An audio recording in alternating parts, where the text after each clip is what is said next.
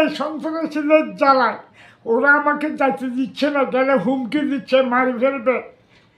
আমি প্রশাসনের কাছে প্রথম দাবি, আমি যেখানে আমার কষ্ট অর্জিত টাকা জায়গা আমি ফেরত পাই, আমি ওখানে। চট্টগ্রাম নগরীর চকবাজার থানার আব্দুস সত্তার নজুমিয়া লেন এলাকায় মোহাম্মদ নুরুল আফসার চৌধুরী ও তার স্ত্রী রোকেয়া বেগমের নির্মাণাধীন বাড়ি জমি খামারে সন্ত্রাসী হামলা লুটপাটের ঘটনা ঘটেছে বলে জানা যায়।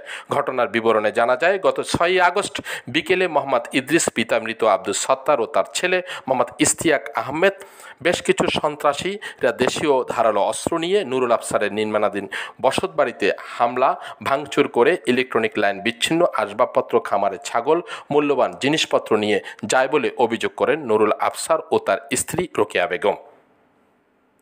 উল্লেখ্য, বিএস ডাক নং 23,816 RS 3240 বাট 47,378 খতিয়ান মৌজা বাকলিয়া আড়াইগন্ডা জমিতে নুরুল আফসার তার কষ্টার্জিত টাকা দিয়ে 3 তলা একটি বিল্ডিং নির্মাণাধীন অবস্থায় রয়েছে।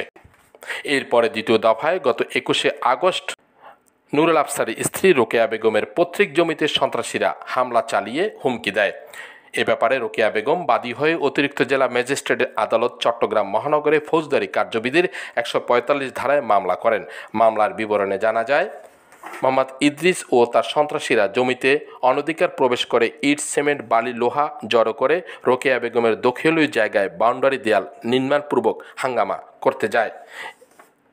উল্লেখ্য, চট্টগ্রাম বাকলিয়া মৌজার বিএস খতিয়ান 378, বিএস 23,816 নং দাগের 2.3331 জমির মালিক রোকেয়া বেগম। বর্তমানে ঘটনাস্থলে পক্ষদ্বয়ের মধ্যে ব্যাপক রক্তক্ষয়ী সংঘর্ষ হতে পারে, এই মর্মে ভারপ্রাপ্ত কর্মকর্তা চকবাজার থানাকে নালিশি ভূমিতে পক্ষদ্বয়ের মধ্যে শান্তি শৃঙ্খলা বজায় রাখার জন্য ব্যবস্থা নেওয়ার বিষয়েও ভারপ্রাপ্ত কর্মকর্তাকে বলা হয়। বর্তমানে নুরুল আফসারের পরিবার ভাড়া বাসায় নিরাপত্তাহীনতায় জীবনযাপন করছেন। তারা প্রশাসনের কাছে এ বিষয়ে সুষ্ঠু ন্যায় বিচার দাবি করেন। একজন সরকারি কর্মচারী রিটার্ন করার পর এই রিটার্নের টাকা দিয়ে আমি একটা 3 তলা পর্যন্ত সার জমাইছিলাম, পুরো ঘর কমপ্লিট করতে পারি নাই উঁচু নিচে। তাই আমি একটা ছোট্ট ফার্ম ছিল, ওই ফার্মে বেশ কিছু গরু ছিল, গরু বিক্রি করে 3-4টে গরু ওরা নিয়ে গেছে, ছাগল নিয়ে গেছে, আরও অন্যান্য জিনিস, এরা হাঁড়ি, সিঁড়ি, ইলেকট্রিকের তার, ইলেকট্রিকের মিটার, কেয়ারটেকার ছিল, ওর ঘর গ্যাস, ওই তেল, ওই মালপত্র ব্যাগে নিয়ে গেছে। এখন আমি প্রশাসনের কাছে প্রথম আর যেমন দাবি, আমি ওখানে যাইতে পারতেছি না, এই সন্ত্রাসীদের জ্বালায় ওরা আমাকে যাইতে দিচ্ছে না, গেলে হুমকি দিচ্ছে, মারি ফেলবে। আমি প্রশাসনের কাছে প্রথম দাবি, আমি যেখানে আমার কষ্ট অর্জিত টাকা জায়গা আমি ফেরত পাই, আমি ওখানে যাইতে পারি, ওখানে আমার নিরাপত্তা চাই। এটা আমি প্রশাসনের কাছে বিরাট দাবি রাখতেছি। এখন অনেক মানুষ আসছিল, প্রায় 200 থেকে বেশি। ওরা এসে আমার জমিটাতে আমার হাজব্যান্ড ঘরটা করলো, এই জায়গাটায় এসে ওরা ভাঙচুর করলো, আমার গরুগুলো নিয়ে গেল, সব জিনিসপত্র ভেঙে, আমার এখানে একটা কেয়ারটেকার ছিল, ওর থেকে সব জিনিসপত্র ভেঙে চুরে নিয়ে গেল। এখন আমরা তো নিরহ, আমরা কোথায় যাব, কার কাছে যাব? এখন আমরা বয়স্ক 2 জন মানুষ, আমরা তো নিরাপত্তা নাই।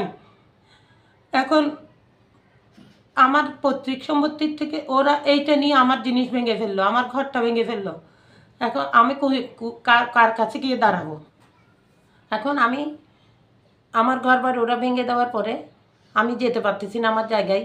যে এই মোহাম্মদ, আমার এখানে ইদ্রিস, ওর ছেলে ইশতিয়াক আহমেদ, ওরা বারবার এসে এসে আমার এখানে বয়স্ক মানুষ আমাদেরকে বলতেছে আমরা সন্ত্রাসী করতেছি, এই জন্য আমাদের জায়গা নিয়ে ওরা দখল করতে চাচ্ছে। এখন ওরা এখানে আমরা যেতে পারতেছি না, এখানে গেলে ওরা নাকি আমাদেরকে হুমকি দিচ্ছে, এইরকম করবে, সেরকম করবে। এখন আমরা কই যাব? এখন আমাদের একটা প্রশাসনের কাছে এটা আমাদের আবেদন, আমরা বয়স্ক মানুষ, আমরা কোথায় যাব, কার কাছে যাব? আমাদেরকে এটাই নিরাপত্তার দরকার।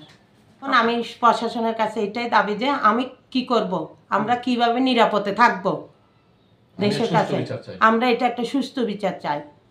এ বিষয়ে মামলায় অভিযুক্ত মোহাম্মদ ইদ্রিসের কাছে জানতে চাইলে তিনি বলেন, চট্টগ্রাম নগরের চকবাজার থানার নজমিয়া লেন এলাকায় নুরুল আফসারের চৌধুরীর বাড়িতে আপনি ব্যাপক ভাঙচুর করেছেন বা সন্ত্রাসী কর্মকাণ্ড চালিয়েছেন। এই বিষয়ে আসলে সত্যতা জানার জন্য আপনার কাছে ফোন দেওয়া। ঘটনার বিষয়ে আপনি কিছু জানেন কিনা?